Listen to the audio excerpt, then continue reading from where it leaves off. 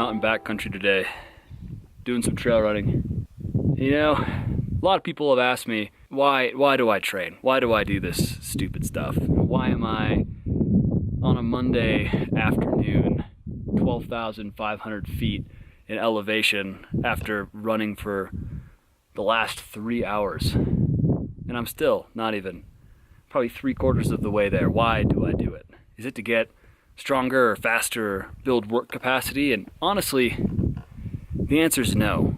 You see, when most people think about training, what they're thinking about are exactly those things that I just said: getting stronger, building endurance, and that's part of it.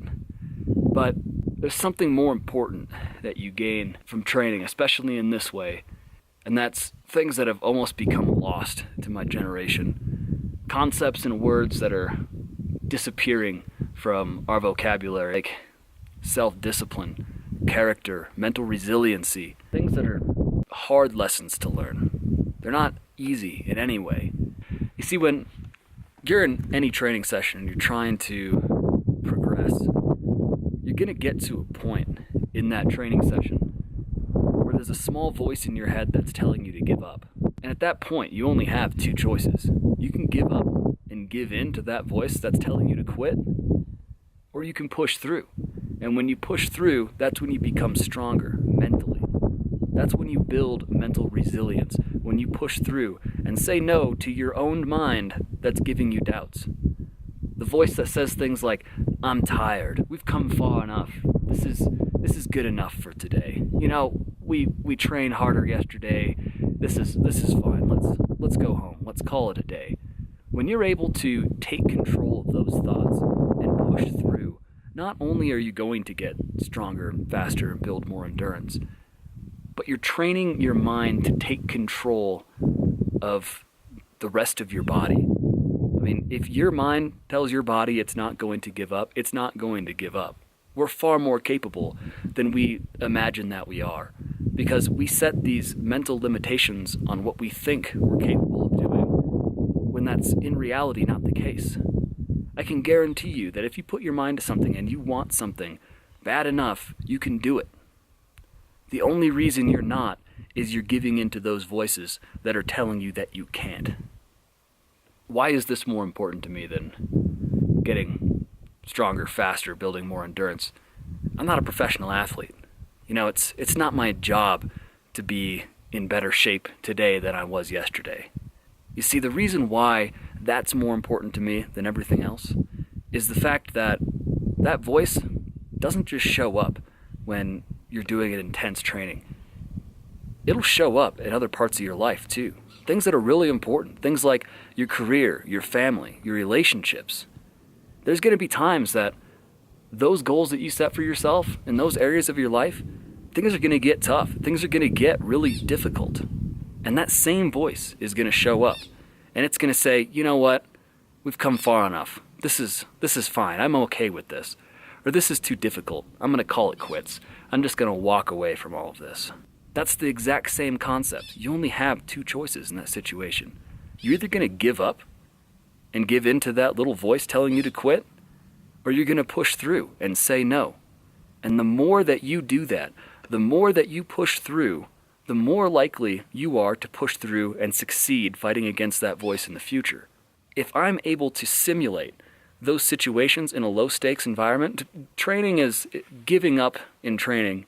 Letting yourself down in training is lower stakes than in other areas of your life. You know, if you're giving up on your goals and your career and your family, that's high consequence. So if you're able to take something that's low stakes and train your mind to fight against mental weakness, that's only going to increase your chance of succeeding in the high stakes, high consequence situations where you find yourself stressed and in difficult situations where you need to say no to that voice.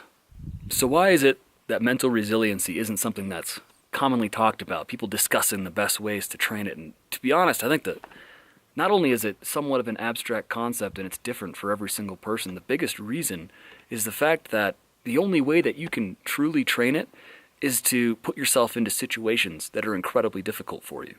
You have to put yourself into a situation that you know you can succeed, but you know that it's something that you don't want to do. That's not going to sell in a magazine. No one's going to buy that. That's not this is how you get a six-pack in 3 weeks program that everybody sees and wants to take the easy way out. This is one of those things that there is no shortcut. There is no easy way out. The only way that you can truly train this aspect of your life to be strong is by putting in hard work and making yourself very, very uncomfortable. Maybe you're not into, coming out into the middle of nowhere to get yourself to this point. Maybe you're not even involved in fitness whatsoever, but you're still intrigued by this. And you want to figure out, how is there a way that I can train this element of my life if that's, not something I'm capable of doing. Here's one thing that I know that absolutely everybody can do.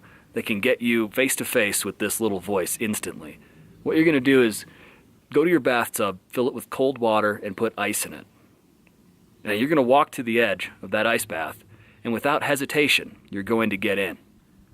And you're going to set a timer for 15 minutes, and you're not going to get out until it's done.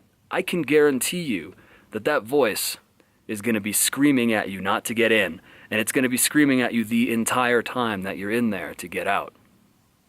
That's, if you actually want to know what it's like, that's what you do. You might think that's crazy. Why would I do that? The more apt you are to be able to deal with any kind of stress, and the more often you put yourself into stressful situations, the more you're going to be desensitized to the effects that stress has on you. You're going to be able to, with clarity of mind, say, you know what? I've been here before. I can deal with this. It's fine. We all know that one person that things are going horrendously wrong, and they're calm. And they act out in a confident manner, and people follow them. Those are true leaders because they're able to deal with stress in that way. Because they've trained their mind not to let themselves freak out. Doesn't matter how severe the situation. By getting stressed out, you're only making things worse. You're not making anything better by freaking out, getting everybody else in a frenzy. Mental strength is the first step to building self-discipline. The more often that you can say, you know what, I'm going to wake up at 4:30 in the morning because I said I'm going to wake up at 4:30 in the morning, no matter what. Over and over and over and over again, those kinds of decisions that build self-discipline. And over time, the more self-discipline that you build, that builds character. And when you have character, you truly understand who you are. I'm even at that point right now, where I'm only 3/4 of the way done with this run. I've been out here for over 3 hours, and that small voice is saying, nah, let's find an easier way out. So I only have one question for you guys today. What is it in your life that small voice is keeping you from accomplishing? And what decision are you going to make? Are you going to give in and quit? Or are you going to tell that voice that? I'm going to go finish my run. I'll see you guys soon.